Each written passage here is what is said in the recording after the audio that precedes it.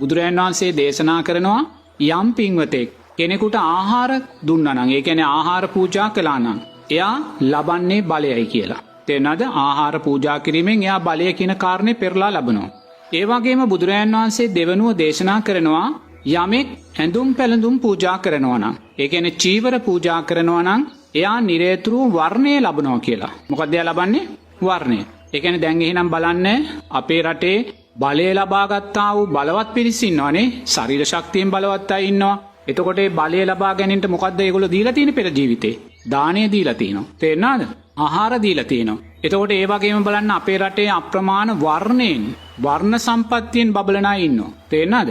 ශරීර වර්ණයෙන් අප්‍රමාණ වූ ප්‍රභාෂුරයි ඉන්නවා. එතකොට බුදුරජාණන් වහන්සේ දේශනා කරනවා යමෙක් පෙර ජීවිතේ ඇඳුම් පූජා කළා නම් ඕනා, එයා මොකද්ද ලබන්නේ? වර්ණය. තේරෙනවද? තුන්වෙනුව බුදුරජාණන් වහන්සේ දේශනා කරනවා යමෙක් යාන වාහන පූජා කරනවා නම්, තේරෙනවද? එයා ඊළඟ ජීවිතේ මොකද්ද ලබන්නේ?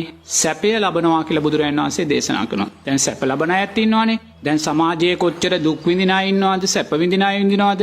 අති සුඛෝපභෝගී ජීවිත ගත කරන අය ඉන්නවද? එතකොට මේ සැපයට හේතුව බුදුරජාණන් වහන්සේ දේශනා කරන්නේ එයා යාන වාහන දීලා තියෙනවා. ඊළඟට බුදුරජාණන් වහන්සේ දේශනා කරනවා නෝනා යමෙක් ආලෝකයේ දෙයිද, එයා ඇස් දුන්නා වෙනවා කියලා. ඒ කියන්නේ යමෙක් බුදුරජාණන් වහන්සේ අරමුණු කරගෙන ආලෝක පූජාවන් කරනවා. තේරෙනවද?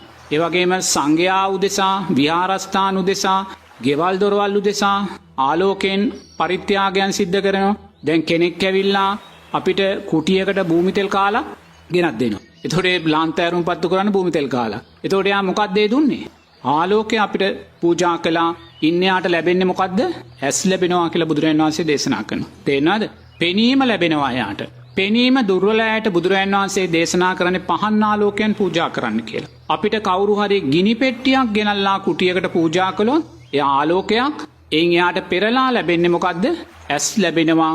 තියුණු ලස්සන හොඳින් පෙනෙන ඇස් දෙකක් ලැබෙනවා කියලා බුදුරජාණන් වහන්සේ දේශනා කරනවා.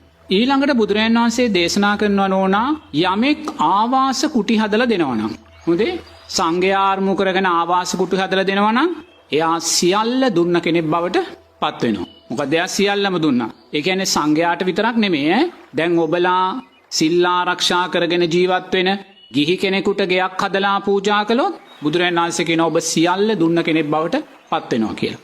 ඊළඟට බුදුරජාණන් වහන්සේ දේශනා කරනවා 6 වෙනුව ඔබ යමෙකුට ධර්මයෙන් අනුශාසනා කරනවා නම්, තේරෙනවද?